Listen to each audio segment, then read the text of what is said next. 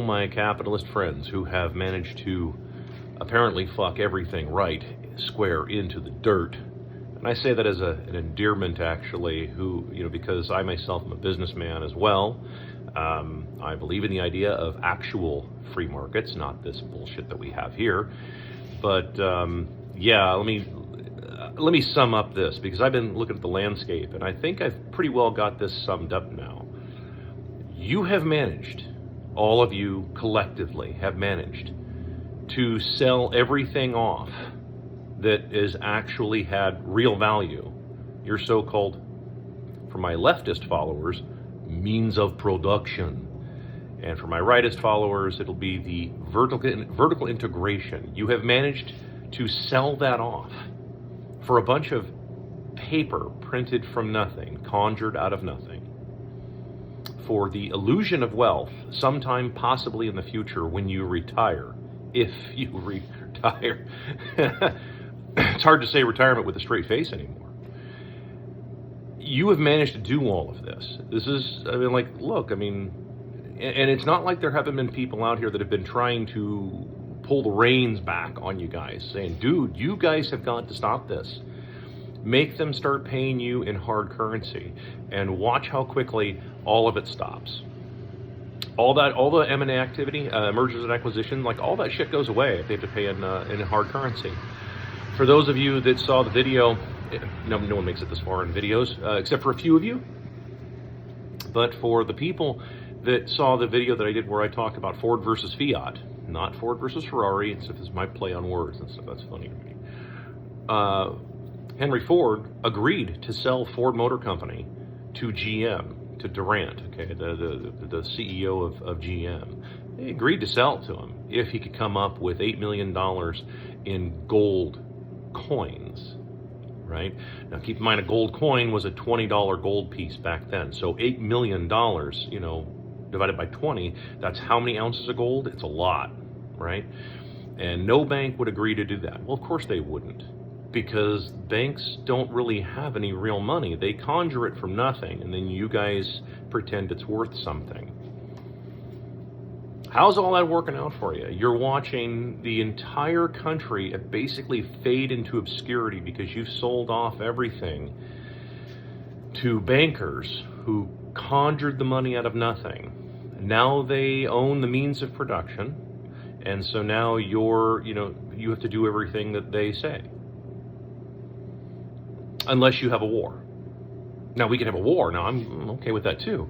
But unless you have a war to say, no, hey, just because our idiot boomer parents did all this stupid shit, and that's just because they did all that, they sold everything out, just because they kept getting HELOC after HELOC after HELOC to buy $2 million triple black Hemi Cudas at Barrett-Jackson, just because they did shit like that, doesn't mean that the rest of us, your Gen X millennials and World War Z, young people, have to put up with that. And, so yeah, it's going to be kind of coming down to gut check time. And for those of you who think that you're going to vote your way out of this, because I know that that's coming up in, 26 days, something like that, or however long it is, you guys are thinking, oh, we're going to vote for this one person, whomever, and they're somehow gonna wave a magic wand and fix all this bullshit. That is not gonna fucking happen. I've challenged people, anybody who talks to me about politics, I challenge them. My first challenge is, dude, explain to me 5 main policy differences between the two of them. And I have yet to run into even one person who can pull it off.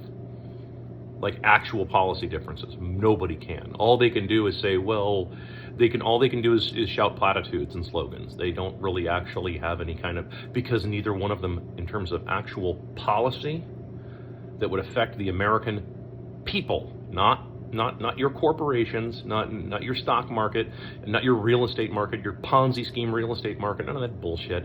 No, the actual American people, neither one of them have any policies that actually affect the American people at all, right? It's all protectionist bullshit of the dollar, of the currency, because the currency is fucking worthless. So for all of you out there who are talking about you want to bring down the man, you want to bring down all these corporations, okay, Well, then why the fuck do you want your borders wide open? Because all you're doing is propping that shit up. Because you're just giving them cheap labor to keep, I mean, so if I speak in the leftist lingo, you're giving them cheap labor to exploit the worker by having the borders open. If you close the borders, then there's no more cheap labor to exploit the workers, right? If I use the leftist vernacular. So, yeah, I mean, like, why would you guys who are bitching and moaning about capitalism and all these big corporations taking everything over, well, why are you wanting to keep feeding them? Probably because you want cheap chicken. Some of you don't even know chicken comes from a fucking bird. Some of you just want cheap stuff, and you won't admit it.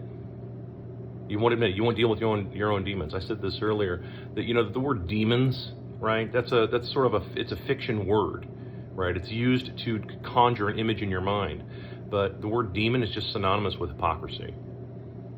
You all have your hypocrisy to deal with, right? And for everybody out there who just wants all this progressively cheaper and cheaper and cheaper and cheaper shit, right? Well, in order to have that, you have to have progressively cheaper and cheaper and cheaper labor, because most of the mega companies out there, they've ground the tits off of everything to the point where there's just no profit margins left in almost anything nowadays. There really is. There's almost no profit margins. People out there, like in my industry, they fight over like 8% profit margins, right? Inflation's higher than that. Real inflation, not the bullshit CPI.